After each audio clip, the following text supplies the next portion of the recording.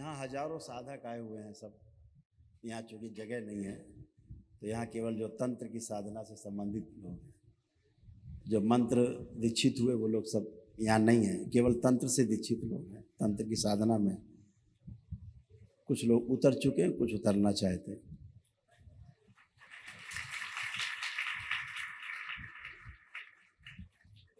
इस दरबार में मंत्र दीक्षा और तंत्र दीक्षा वही लेता है जो परिवार दरबार से जुड़ करके अपने को रोगों से, कष्टों से मुक्ति पाता है, फिर वो इस रूप में आता है। इसमें ऐसा एक भी व्यक्ति नहीं है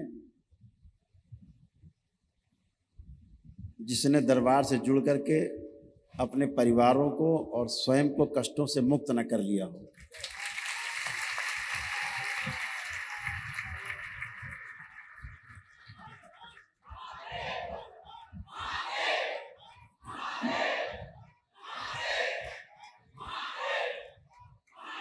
इस दरबार में यह नियम है कि जब तक पितृ मुक्ति नहीं हो जाती,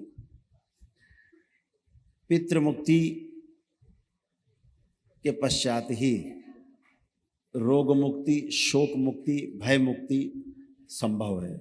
उसके बाद ही दीक्षा संभव है। जब तक रोग भय, शोक भय, तमाम भय बने रहते हैं, तब तक दीक्षा का पूरा पूरा सदुपयोग साधक नहीं कर पाता है। यहाँ बैठे लोग तमाम कष्टों से भर के आए, जब दरबार में आए, तमाम रोगों से भरे हुए, कष्टों से भरे हुए, शारीरिक, मानसिक, आध्यात्मिक कष्टों से भरे हुए लोग आए।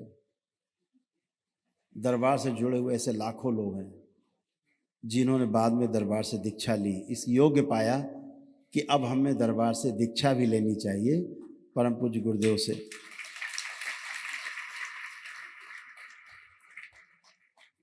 इनमें से ऐसे तमाम साधक हैं जो व्यवस्था को बहुत अच्छी तरह से समझ चुके हैं। बहुत अच्छे अच्छे साधक यहाँ बैठे हैं।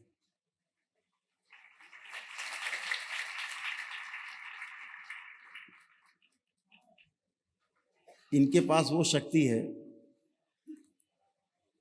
कि जिसे कष्ट हो रहा हो, अगर ये उसे देख ले नजर भर के, उसका कष्ट खत्म हो जाता है।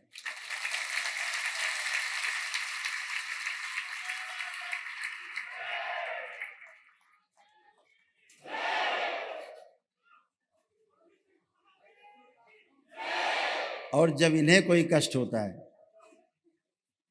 केवल भोलेनाथ और माँ का नाम लेके, बाबा और माँ का नाम लेके एक क्षण में स्वस्थ हो जाए।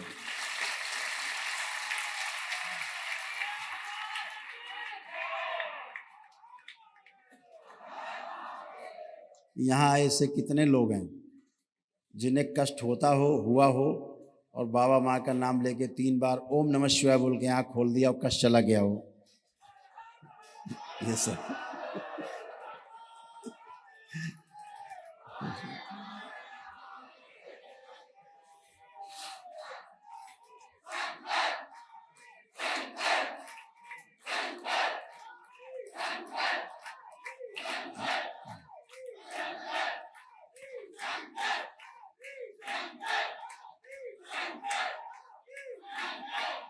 ये पहली बार हुआ है,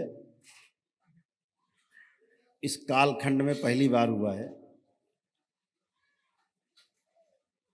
कि तंत्र की साधना व्यक्ति अपने घर में रह के कर सकता है।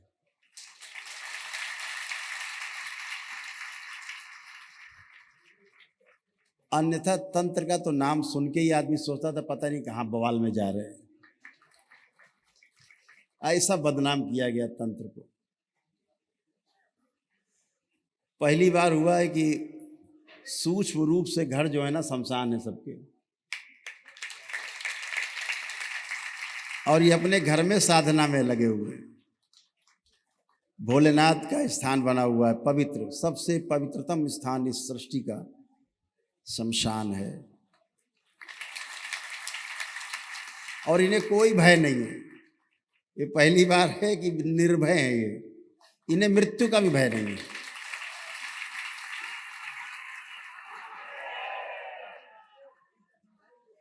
यहाँ जितने साधक बैठे हैं, जितने साधक, सबको भोलेनाथ की सौगंध है। जिसको भय लगता हो वो हाथ उठा सकता है।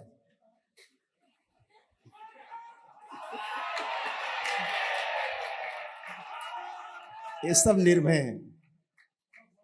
ये पहली बार दरबार आपका जो है तंत्र के साधकों को पूरी तरह से निर्भय करता है, अभय प्रदान करता है।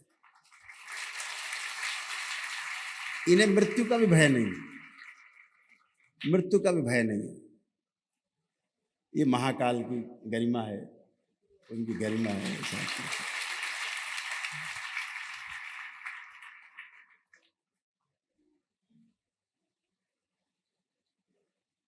ये एक छोटा सा पंडाल है, एक प्रयोग है। ये पूरी सृष्टि में ऐसे ही किया जा सकता है इस मॉडल को।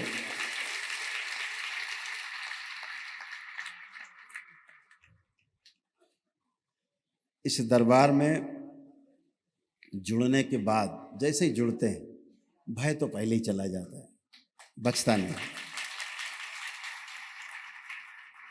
अभी जो भजन गा रहे हैं हमारे बीच में, वो राजू बावरा जी आगरा से, बड़े फेमस टी सीरीज वगैरह के भजन किए। दरबार इन्हें कई बार वेंटिलेटर से उतार के लाया है।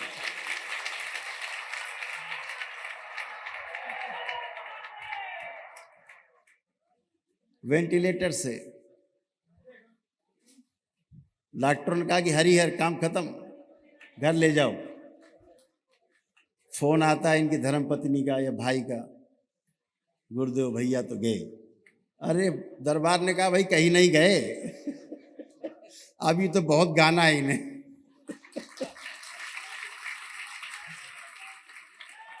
भोलेनाथ के भजन करने, माँ के भजन कर दें, गुरुदेव भगवान के भजन करने। कहाँ जा रहे अभी ये?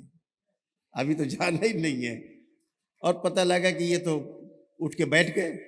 अब डॉक्टर साहब बेहोश।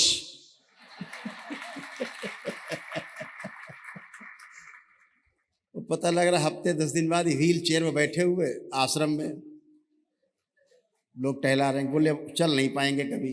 अरे हमने दौड़ते हैं अभी, ये लोग खड़े हो जाओ, तो ये खड़े हो गए।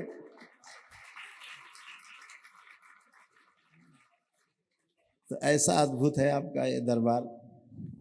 और ये सब आपके अपने ही प्रार्थना और संकल्प से होता है, हमेशा ध्यान रखो।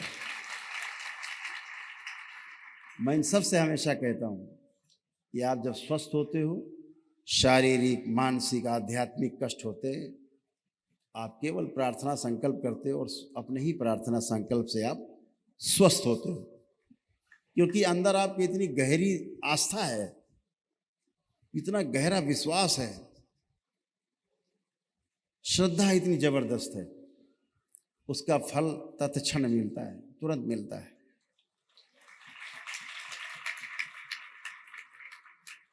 इन सबको दरबार ने कहा जैसे कि जो भी शक्ति आपके पास आएगी, अपने आप अर्जित करेंगे अपनी साधना से, वो सबके लिए है। हिंदू हो, मुसलमान हो, सिख हो, ईसाई हो, बौद्ध हो, पारसी हो, कोई भी हो, वो शक्ति सबके लिए। इस शक्ति का सदुपयोग तभी है जब बिना जाति पाति पूछे, बिना धर्म मजहब पूछे उसका सदुपयोग कर दिया जाए। ये आपकी सबसे बड़ी योग्यता है। आपकी योग्यता तभी है।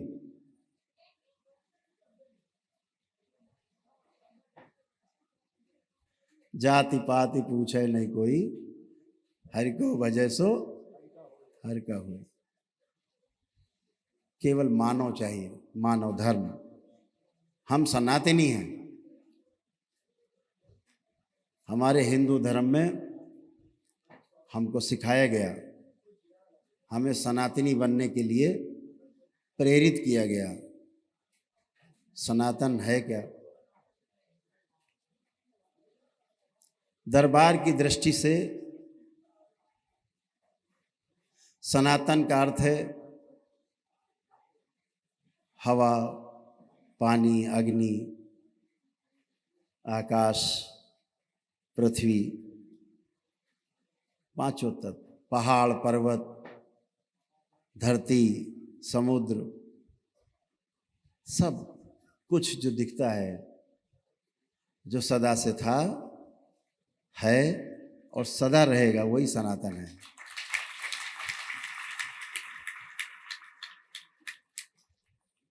ये एक व्यवस्था है और व्यवस्था ही हमारा धर्म है। जब हम धर्म का पालन करते हैं और इस व्यवस्था में रह करके व्यवस्थित रहते हैं तो व्यवस्था हमारी पुष्पित और पल्लवित होती है। यही हमारा धर्म है। और जब हम इस धर्म की रक्षा करते हैं तो धर्म हमारी रक्षा करता है।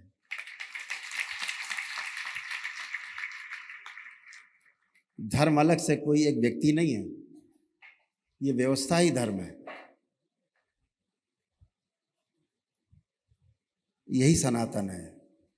हिंदू हो, मुस्लिम हो, सिख हो, ईसाई हो, बौद्ध हो, सबसे पहले वो सनातनी है।